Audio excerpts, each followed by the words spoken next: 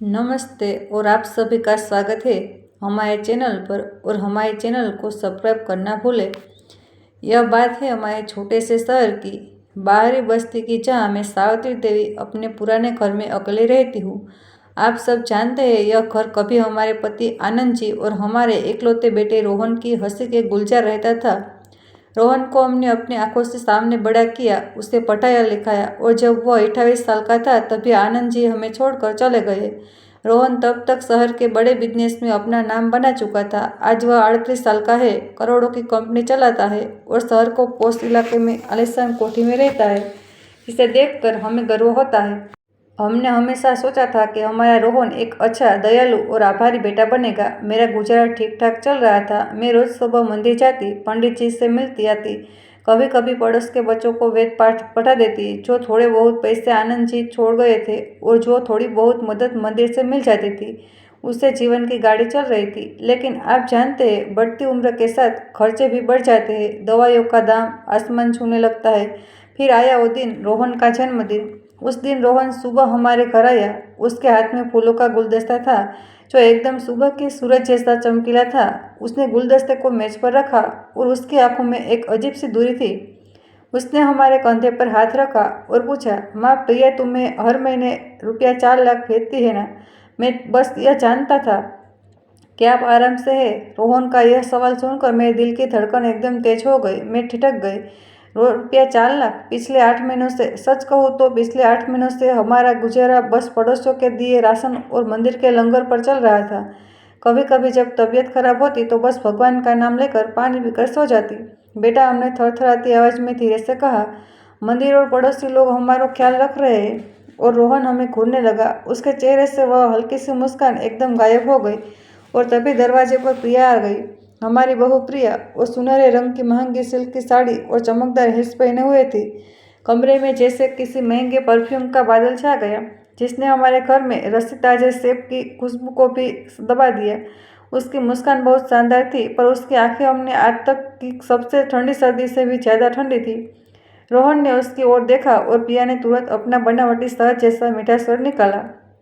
अरे माँ, आप भूल गए होगी, मैं तो हर महीने पैसे देने आती हूँ। आपको याद नहीं? उसने बड़ी मासूमियत से हमें देखा, जैसे हम सच में भूल गए हो। हमने शांत होकर उसकी आंखों में देखा। अगर तुम पैसे लाई थी प्रिया, तो वह कभी रास्ते में खो गए होगे। हमने बस इतना ही फुसफुसा कर कहा। कमरे में एकदम सन्नाटा छा गया।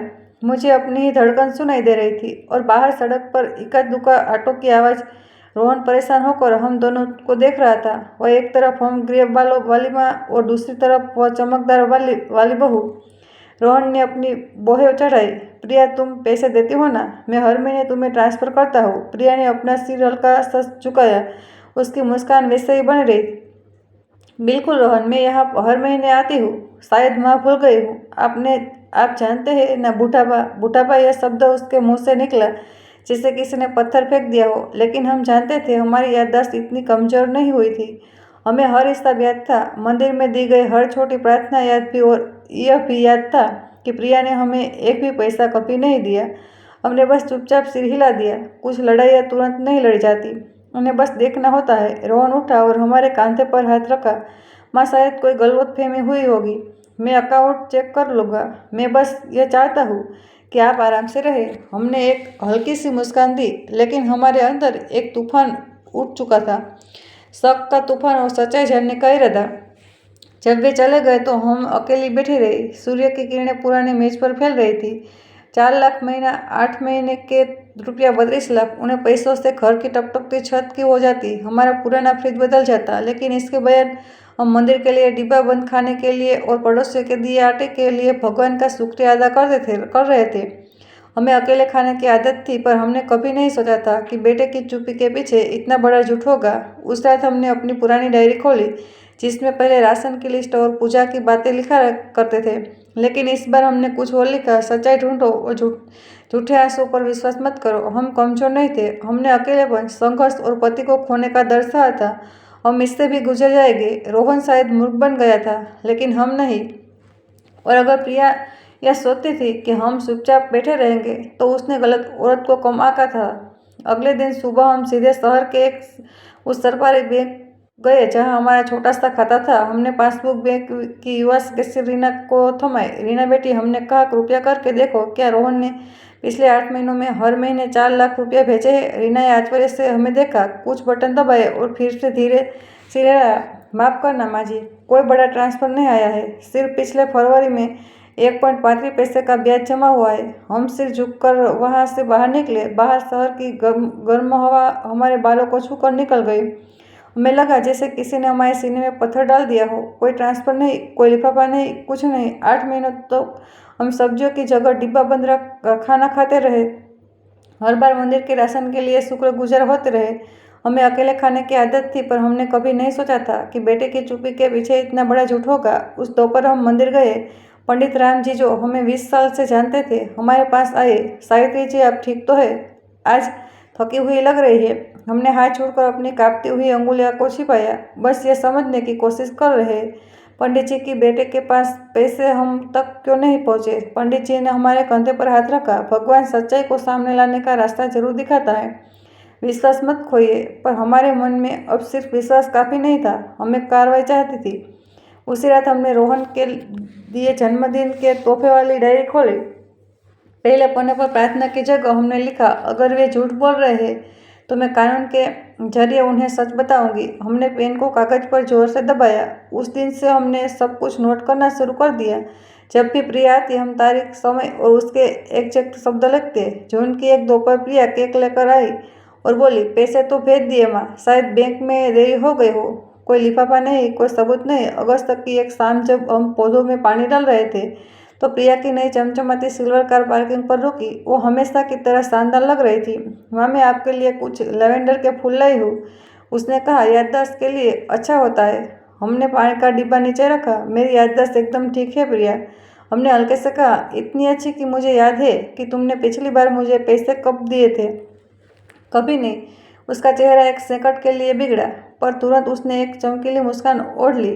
अरे माँ, आपको गलतफहमी हुई है, मैंने तो भेजे है, बैंक की गलती होगी। हमने फूलों को देखते हुए कहा, हो सकता है, पर हमने बैंक से पूछा था। उन्होंने कहा 8 महीने से कुछ नहीं आया। पूरी जगह एकदम खामोशी छा गई। प्रिया अपने गले की चेन से खेलने लगी। मैं दोबारा चेक करूंगी, उसने दिल से कहा और अपनी महंगी गाड़ी में बैठकर परफ्यूम की तेज खुशबू छोड़कर चली गई। हम वहां खड़े रहे। कड़वाहट और अस्वस्थता का मिश्रण हमारे सीने में भर गया। उसने झूठ बोला था और अब वह जानती थी कि हम जानते हैं। अगले कुछ हफ्तों में हमने रोहन के बैंक में फ़ोन किया। वह बहाना बनाकर कि परिवार के तोहफे का ट्रांसफ़र पूछना है। उन्होंने प्राइवेट जानकारी तो नहीं दी, पर एक भले कर्मचारी ने इशारा किया, अगर पैसा ट्रांसफ़र हुआ है तो वह आपके नाम है कि किसी अकाउंट में गया होगा। अगर आपको नहीं मिला तो हो सकता है किसी ने आपके नाम का दूसरा खाता इस्तेमाल किया हो। हमारे नाम का दूसरा खाता, यह सुनकर हमारी रीढ़ में ठंडक दौड़ गई। हमें पता था कि हम किसी से लड़ रहे थे। प्रिया चालाक थी, आकर्षक थी और रोहन को अपनी उंगलियों पर नचाने में माहिर थी। लेकिन हम भी 3 कंपनियों के लिए 30 लाख तक अकाउंट रह चुके थे। अगर किसी ने हमारे नाम से धोखा किया था तो हमें उसे ढूंढ निकालेंगे। हमने पंडित राम जी से संपर्क किया। एक दिन हम मंदिर गए और उन्हें अपने नोट से भरा एक लिफाफा दिया। पंडित जी, अगर कभी मैं सेवा के लिए ना आ पाऊँ तो इसे सुरक्षित रखिएगा। उन्होंने पूछा, आप क्या कर रही है सावित्री जी? हमने दृढ़ता से मुस्कुरा कर कहा, बस सच्चाई सामने आने की तैयारी कर रही हूँ। घर लौटते समय हमारा दिल हल्का था, जैसे कोई अदृश्य वजन हट गया हो। हम जानते थे कि आगे का रास्ता कठिन होगा, आंसू होंगे, पर हमें डर नहीं था। हमें अपने रुपया 32 लाख वापस लेंगे, पर उससे भी ज़्यादा हम अपना वह सम्मान वापस लेंगे जो उन्होंने सोचा था कि बुढ़ापे के साथ खो गया है। धीरे धीरे दिन गुजरते गए। हमने रोहन की कंपनी में मुख्य अकाउंट से राजेश शाह से संपर्क करने का फैसला किया। एक दिन सुबह जब हमें लवेंडर के पौधे छांट रहे थे, दरवाजे पर जोरदार मजबूत दस्तक हुई। हमने दरवाजा खोला। सामने एक सजे खड़े थे, सफ़ेद कमीज और हल्के रंग के सूट में। सावित्री देवी जी, मैं रोहन की कंपनी में मुख्य अकाउंटेंट राजेश शाह हूँ। हमने उन्हें अंदर बुलाया और पानी दिया। राजेश शाह ने अपना बीफरक केस खोला और एक मोटी फाइल मेज पर रख दी। संजय ने मुझे बताया था और मुझे लग कि आपको कुछ बातें पता होनी चाहिए। उन्होंने फाइल हमारी ओर खिंचवाई। यह 8 ट्रांसफर की कॉपियाँ हैं। हर बार रुपया 4 लाख, कुल 32 लाख और पाने वाले यानी रिसिपिएंट का नाम है प्रिया रोहन। हमें ऐसा लग रहा है जैसे कि हमारे ऊपर बर्फीला पानी डाल दिया हो। हमारे हाथ काँप रहे थे जब हमने कागज प्लेट भेजने वाला रोहन पाने वाला पिया। हर महीने की एक ही तारीख हमने दबी हुई आवाज़ में पूछा, यह अकाउंट किसने खोला? राजेश शाह ने चश्मा उतारा। आपकी बहू प्रिया ने। सब अकाउंट के हर दस्तावेज पर उसी के दस्तक से। और हाँ, रोहन का भी एक हस्ताक्षरित ऑथराइजेशन था। ऑथराइजेशन मतलब तब रोहन ने मुझे मेरे नाम का इस्तेमाल करने की इजाज़त दी। संभवतः रोहन ने कागजात ध्यान से नहीं पढ़े। प्रिया ने आपकी पहचान पत्र की फर्जी कॉपी इस्तेमाल की होगी।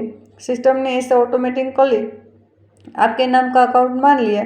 भले ही इस्तेमाल प्रिया कर रही थी। हमने अपने माथे पर हाथ रख लिया। यह सिर्फ धोखा नहीं था, अपमान था। 8 महीनों तक प्रिया ने मेरे नाम का एक माँ के नाम का इस्तेमाल करके बेटे को पैसे चुराए। हमने धीरे से पूछा, और रोहन, क्या उसे पता नहीं चला? राजेश शाह ने ईमानदारी से जवाब दिया, मुझे नहीं लगता। रोहन काम करने वाला आदमी है, पर वह लोग पर बहुत जल्दी भरोसा कर लेता है। वह सारा पेपर वर्क प्रिया को संभालने देता है। और सुनिए, वह कंपनी का क्रेडिट कार्ड भी निजी खर्चों के लिए इस्तेमाल कर रही थी। कंपनी का कार्ड जी ग्राहक के मनोरंजन के लिए था, पर हमने हाल ही में अनियमित खर्च मिले हैं। महंगे पार्लर के दौरे, जेवर, कपड़े, यहाँ तक कि दिल्ली की फर्स्ट क्लास उड़ानें 3 महीनों में 30 लाख से ज़्यादा। राजेश शाह की आंखों में हमें ईमानदारी दिखी। हमने कहा, राजेश शाह, अगर मैं यह सब सामने लाना चाहूँ तो क्या आप मेरी मदद करेंगे? बिल्कुल सावित्री जी, पर हमें सावधानी से तैयार करनी होगी, नहीं तो प्रिया पूरी कहानी बदल देगी और रोहन को आपके खिलाफ कर देगी। वह आसान विरोध नहीं है। हमने हाँ में सिर हिलाया। मुझे पता है। मैंने उसे झूठ बोलते हुए मुस्कुराते देखा। राजेश शाह ने वादा किया कि वह सारे लेने देने, दस्तावेज और बैंक से लिखित पुष्टि जुटाएंगे। हमें कुछ दिन इंतजार करना पड़ा। जब वे चले गए तो हमने मेज पर रखे कागजात को देखा। हर लाइन धोखे का सबूत थी। हमने अपनी डायरी खोली और लिखा, राजेश शाह आए, प्रिया ने मेरे नाम के अकाउंट में 4 लाख के 8 ट्रांसफ़र किए और कंपनी का कार्ड भी इस्तेमाल किया। रोहन को धोखा दिया गया। मेरे पास अब एक साथी है। लड़ाई शुरू। 3 दिन बाद सारे सबूत हमारे सिर में किसी बैलेंस शीट की पंक्तियाँ की तरह जमे हुए थे। हमने रोहन को फ़ोन किया। उसकी आवाज़ थकी हुई थी। माँ, माफ़ करना, मैं व्यस्त हूँ, प्रिया आती रहती है। हमने आवाज़ को हल्का रखा। हाँ बेटा, प्रिया बहुत ख्याल रखती है। मैं सोच रही थी इस रविवार को तुम दोनों को खाने पर बुलाऊं। बहुत दिन हो गए हमने एक साथ अच्छा खाना नहीं खाया। रोहन तुरंत मान गया। उसे रविवार सुबह हमने रोहन का बचपन का पसंदीदा खाना बनाया, राजमा चावल, मटर पुलाव और गाजर का हलवा।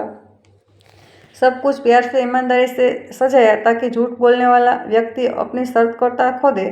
शाम को 6 बजे वही चमकदार सिल्वर कार आई। प्रिया हमेशा की तरह एक हल्की गुलाबी सिल्क की साड़ी में, नए गहनों और मोतियों की माला पहने हुए। माँ, आप बहुत अच्छी लग रही है, रोहन ने कहा। हमने उससे गले लगाया। मैं पहले से बेहतर हूँ बेटा, भगवान की कृपा से। सब कुछ सामान्य लग रहा था।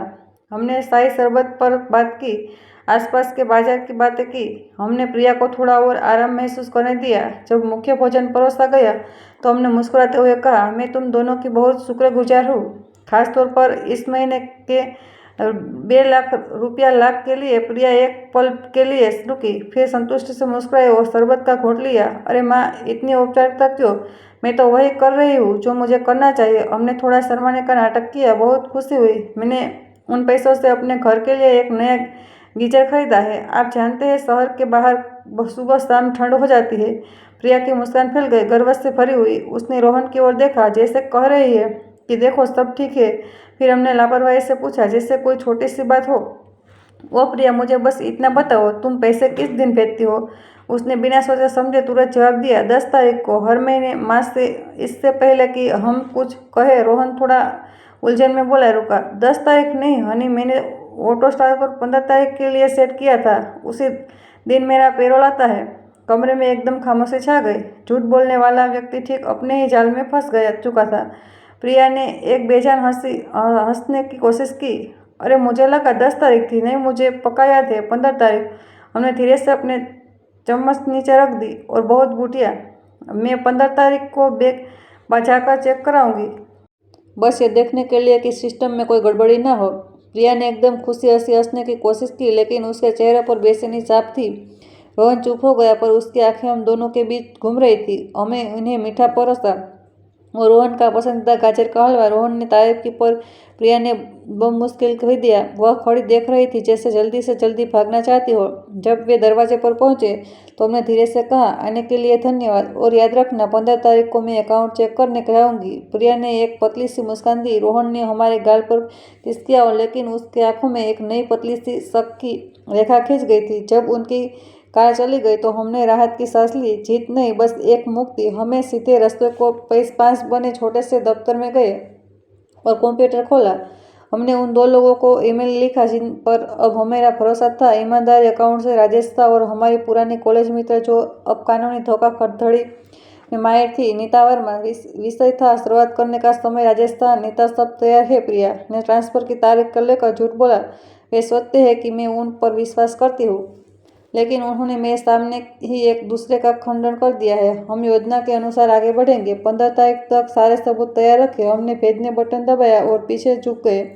अब न्याय उस झूठे केस ही हाथों से आएगा। 2 दिन बाद राजेश शाह का छोटा सा ईमेल आया। उन्होंने लिखा था कि बैंक ने पुष्टि कर दी है कि मेरे नाम का खाता प्रिया ने फर्जी दस्तावेज से खोला था। अब नीता कानूनी प्रक्रिया शुरू करेगी। उस रात हमने अपनी डायरी में लिखा, 10 तारीख रात का खाना एकदम परफेक्ट रहा। प्रिया ने खुद को बेकनाम किया। रोहन को शक होने लगा। 15 तारीख बैग चेक। न्याय आ रहा है, हवा की तरह धीमा। कुछ दिन बाद सुबह करीब 8 बजे फोन बजा। राजेश शाह की आवाज़ स्थिर थी। सावित्री जी, सब हो गया। मैंने आपको पूरे स्टेटमेंट, चालान और सारे दस्तावेज भेज दिए हैं। नीता ने उनकी समीक्षा की है और वह कहती है कि आपके दस्तखत के साथ हम कानूनी कार्रवाई शुरू कर सकते हैं। 15 मिनट बाद पोस्टमैन ने एक बड़ा सा लिफाफा लाया। उसके ऊपर लिखा था, गोपनीय रोहन, फाइनेंशियल रिकॉर्ड। अंदर दर्जनों प्रिंट आउट थे। 8 ट्रांसफर, हर एक लाख का। भेजने वाला रोहन, पाने वाला प्रिया। नीचे राजेश शाह का एक नोट था। प्रिया रोहन इसे प्राइवेट अकाउंट की तरह इस्तेमाल कर रही थी। इन 8 ट्रांसफर के अलावा उन्होंने कंपनी के कार्ड से पार्लर, शॉपिंग, यात्रा और एक नई कार की लीज पर 87,000 का कुल खर्च किया है। हम स्थिर बैठ रहे। एक रसीद पर हस्टन के पार्लर का 12,000 का बिल था।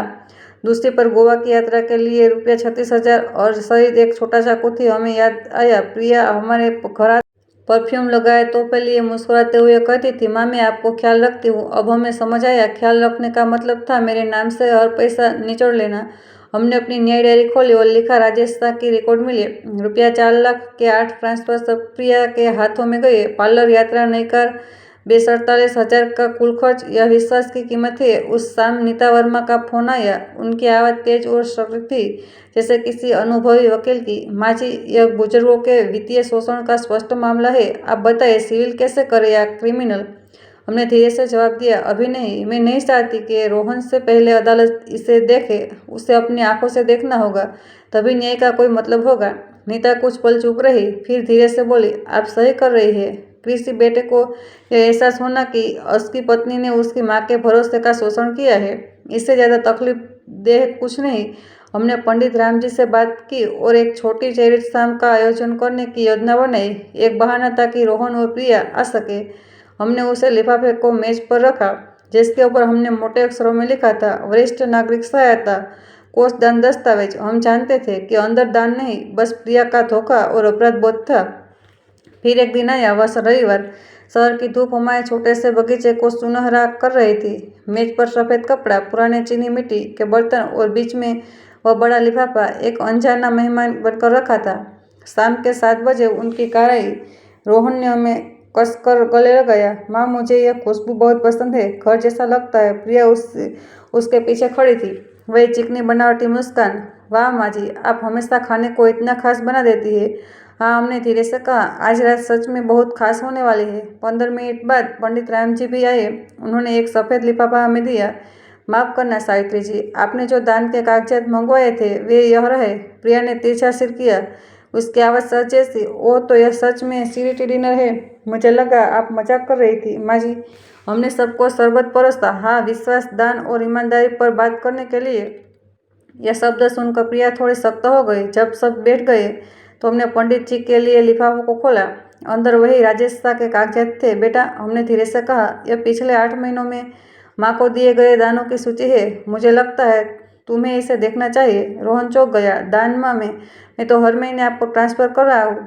हमने स्टेटमेंट उसके सामने खिसकाया। बड़े अक्षरों में लिखा था, पाने वाला प्रिया रोहन, राशि ₹4,00,000, तारीख हर महीने की 15 तारीख। रोहन चुप हो गया। उसकी आंखें भ्रम से सदमे तक फैल गई। प्रिया तुरंत फूट पड़ी। यह जरूर कोई गलती है माँ जी। बेग कभी कभी नाम गलत लिख देते हैं। आपको कैसे मिल रहे थे ना? हमने अपनी आवाज़ शांत रखी। ऐसा है तो फिर रेस्टोरेंट के पार्लर का वह ₹12,000 का बिल क्या है जो तुम्हारे नाम के सेकेंडरी कार्ड से कटा है? क्या वह भी ब्रांड की गलती थी? उसका चेहरा सख्त हो गया। इससे पहले कि वह झूठ बोल पाती, दरवाजे से एक गहरी पुरुष आवाज आई। नहीं प्रिया, रोहन, किसी ने भी गलती से आपका नाम इस्तेमाल नहीं किया था। सबने मुड़कर देखा। दरवाजे पर राजेश शाह खड़े थे। उनके हाथ में और प्रिंटेड कागज थे। प्रिया का चेहरा पीला पड़ गया। रोहन ने भ्रमित होकर पूछा, आप कौन है? मैं राजेश शाह, आपके फर्म का मुख्य अकाउंट, और आपकी माँ ने मुझे इन ट्रांसफर की जांच करने के लिए अधिकृत किया था। हवा जम गई।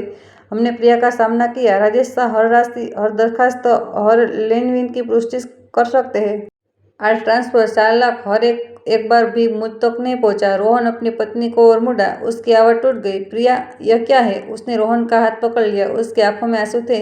मैंने बस उतार लिया था। मैं वापस करने वाली थी। मैं माँ को परेशान नहीं करना चाहती थी। 8 महीने का उधार और अपनी सास के नाम पर बैग के कागजात की नकल बनाकर प्रिया और तेजी से रोने लगी। लेकिन उसके आंसू में पछतावा नहीं, बस हताशा थी। रोहन ने अपना हाथ खींच लिया। उसकी आंखें गुस्से से जल रही थी। तुमने मेरी माँ के साथ क्या किया? मैंने पैसे इसलिए भेजे थे ताकि वह आराम से रह सके। तुमने उन्हें कार, पार्लर, छुट्टियां पर उड़ाया और मेरे सामने झूठ बोला। प्रिया पीछे हटी। उसका चेहरा डर से खाली था। रोहन ने मेज पर हाथ मारा। कमरे से सन्नाटा छा गया। केवल प्रिया की बेकाबू सांसें और हमारे दिल की धड़कन सुनाई दे रही थी। पंडित रामजी, जो अब तक शांत बैठे थे, उन्होंने शांत स्वर में कहा, कभी कभी भगवान को गुनहगार को सजा देने की जरूरत नहीं होती। वह बस उन्हें उनकी सच्ची परछाई दिखा देता है। हम वापस बैठ गए और प्रिया को देखा। मुझे उन्हें पैसों की जरूरत नहीं थी। मुझे सम्मान चाहिए था और तुमने वह छीन लिया। न सिर्फ मुझसे बल्कि अपने पति से भी। राजेश शाह ने अंतिम फाइल रोहन के सामने रख दी। यह मूल दस्तावेज है मिस्टर रोहन। फर्जी ऑथराइजेशन, बैंक रिकॉर्ड और रसीदें, इन्हें संभाल कर रखे। रोहन ने कुछ नहीं किया। उसने बस नंबरों को धुरा, फिर अपनी आंखें उठाकर हमारी तरफ देखा। उसकी आंखों में दर्द, शर्म और पहली बार सच्चाई की चमक थी। माँ, मुझे माफ़ कर दो। मुझे पता नहीं था, मैं कितना मूर्ख था कि मैंने उस पर विश्वास किया। हमने उसके कंधे पर हाथ रखा। गलती विश्वास करने में नहीं है बेटा। गलती उन लोगों की होती है जो विश्वास तोड़ते हैं। प्रिया जोर से रोने लगी। मैं और नहीं सह सकती, वह चीखी, अपना पर्स उठाया और तेजी से बाहर निकल गई। उसकी हिल्स की आवाज़ लकड़ी से फर्श पर किसी चीज़ के खत्म होने जैसी बज रही थी। रोहन ने उसे नहीं रोका। वह बस सिर झुकाए बैठा रहा। दरवाजा जोर से बंद हुआ। सन्नाटा छा गया। हमने राहत की सांस ली। हो गया, हमने धीरे से कहा, पर इस जीत में हमें कोई खुशी नहीं मिली, बस एक अजीब सा खालीपन। जब सब चले गए तो हम अकेले रहे। हमने मेज साफ की। 8 महीने का धोखा और एक शाम में सब बिखर गया। अगले दिन हमने कंप्यूटर पर ईमेल खोला। नीता वर्मा का संदेश था, सभी सबूत फाइल कर दिए गए हैं। अगले सोमवार को शुरुआती सुनवाई के लिए तैयार रहे। हमें कभी नहीं लगा था कि इस उम्र में हमें अपने बेटे के दिए पैसे की सुरक्षा के लिए एक वकील की जरूरत पड़ेगी। सुनवाई वाले दिन अदालत का गलियारा लंबा, सफ़ेद और तनाव से भरा था। रोहन भी वहाँ था, अकेले और चुपचाप। उसने हमें या प्रिया को नहीं देखा। जब हम बैठे गए तो प्रिया ने हमारी तरफ देखा और एक हल्की सी मुस्कान दी। विरह और निराशा का मिश्रण। नीता वर्मा खड़ी हुई। उनकी आवाज़ साफ और स्थिर थी। माफ़ करना योरमय, पिछले 8 महीनों से प्रिया रोहन ने अपनी सास, जो एक 67 वर्षीय विधवा है, के नाम पर एक फर्जी बैंक खाता इस्तेमाल करके कुल ₹32 लाख का गबन किया है। नीता ने सारे सबूत, बैंक स्टेटमेंट, पार्लर की रसीदें, कार के चालान मेज पर रखे। प्रिया के वकील ने तुरंत विरोध किया। योर ऑनर, मेरी मुवक्किल का नाम मानना है कि यह मजहर तरुले वित्तीय और प्रबंधन में गलतफहमी थी। सावित्री देवी बुजुर्ग है और शायद उन्हें ट्रांसफर की ठीक से याद ना हो। हमारा खून खोल उठा। प्रिया ने अपना सिर झुकाया, कमजोरी का नाटक करते हुए, और कांपती आवाज में कहा, योर ऑनर, मेरी सास हाल ही में भूलने लगी है। मैं उन्हें कई बार पैसे दे चुकी हूँ, पर उन्होंने याद नहीं रहता। हमने चुपचाप नीता के साथ को छुआ। उन्होंने हमें शांत रहने का इशारा किया। नीता अपनी आवाज़ को तेज करके बोली, योर ऑनर, सावित्री देवी की याददाश्त इतनी तेज है कि उन्होंने उस दिन के ब्यौरा दर्ज किया है जब प्रिया रोहन उनसे मिलने आई और उन्होंने कहा क्या कहा और यह रहा उनका वही खाता। सबूत के तौर पर नीता ने हमारी भूरे रंग की डायरी उठाई। इस डायरी में सावित्री देवी ने 8 महीनों की हर मुलाकात, तारीख, समय और प्रिया के एग्जैक्ट शब्दों को रिकॉर्ड किया है। जैसे मैंने लिफाफा कार में छोड़ दिया, जैसे झूठे बहाने अदालत में फुसफुसाहट शुरू हो गई। जज ने अपने चश्मे के ऊपर से देखा, फिर राजस्थान की ओर मुड़े। राजस्थान ने दृढ़ता से पुष्टि की, सभी रिकॉर्ड सच्चे थे और वहाँ खाता प्रिया द्वारा नियंत्रित किया जा रहा था। जज ने अपना फैसला सुनाया। कोर्ट का आदेश है कि प्रिया रोहन सावित्री देवी को पूरे 32 लाख तुरंत लौटाए, साथ ही उन्हें अपने पति रोहन के किसी भी वित्तीय खाते तक पहुंचने से अगले 5 साल के लिए वंचित किया जाता है।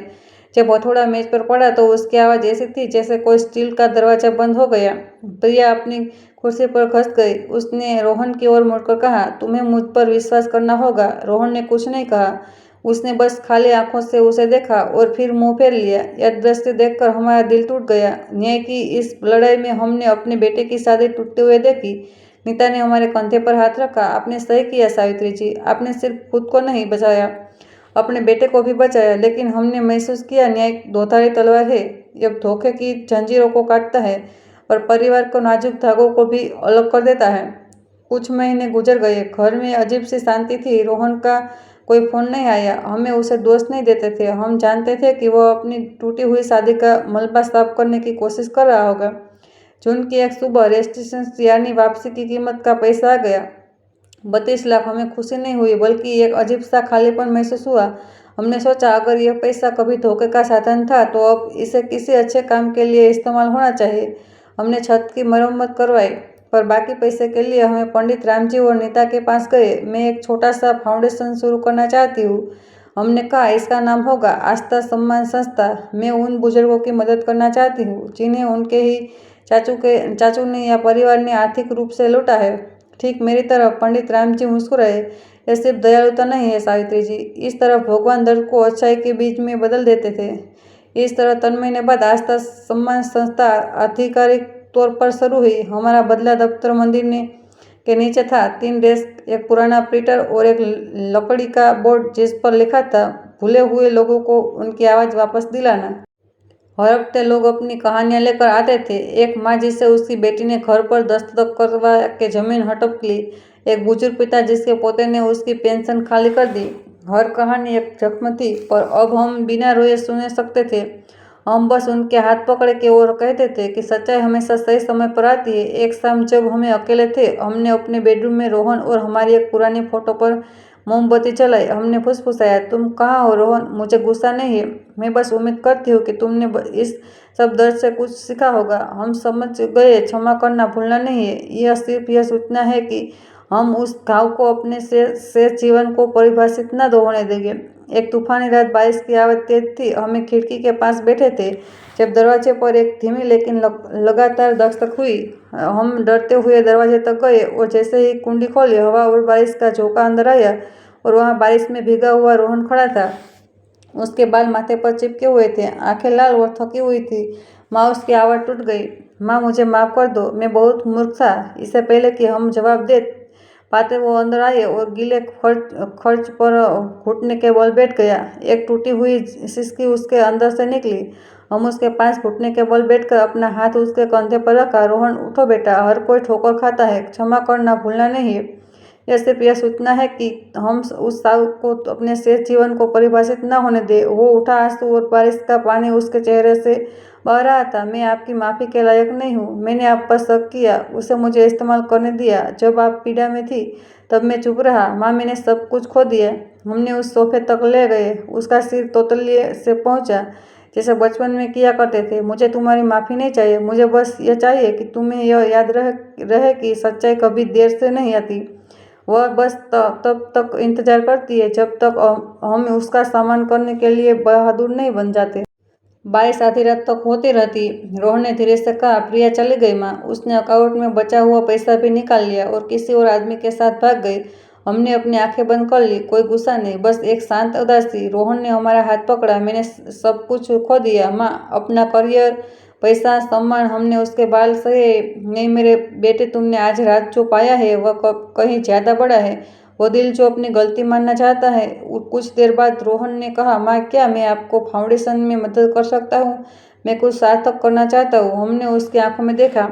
वे ईमानदारी थी। हाँ बेटा, शनिवार को आ जाना। उस दिन से रोहन हफ्ते फाउंडेशन में आने लगा। वह सुबह जल्दी आता, फाइलें व्यवस्थित करता और दानदाताओं को धन्यवाद पत्र लिखता।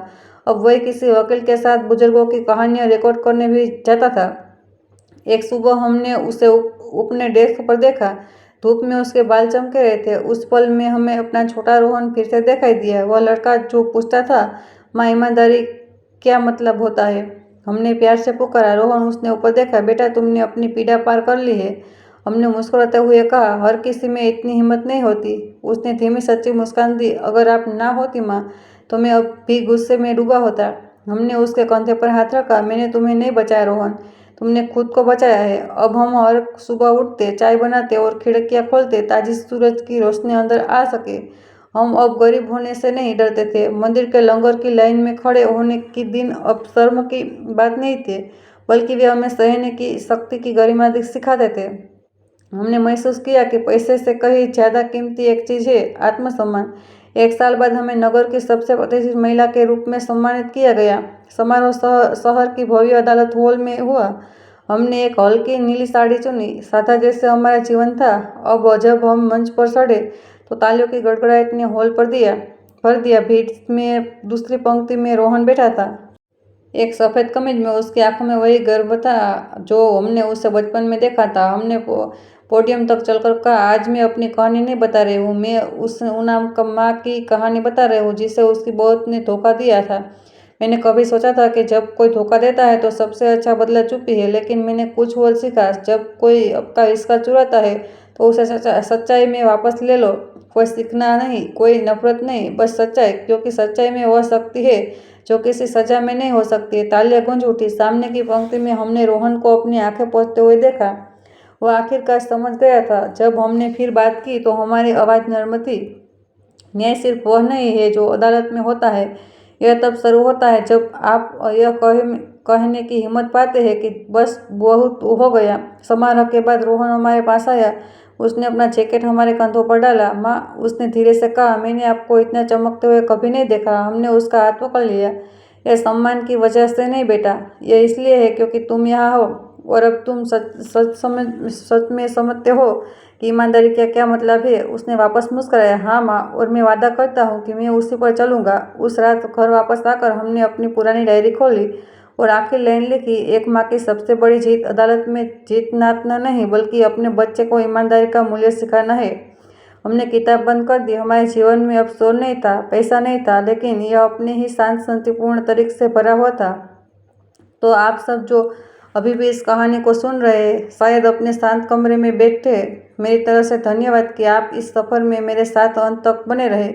और अगर आप भी मानते हैं, जैसा ही हमने हमेशा माना है, कि सच्चाई हमेशा अपना रास्ता खोजती है, तो कृपया इस कहानी को लाइक करें, चैनल को सब्सक्राइब करें और हमारी अगली कहानियों के लिए बने रहें।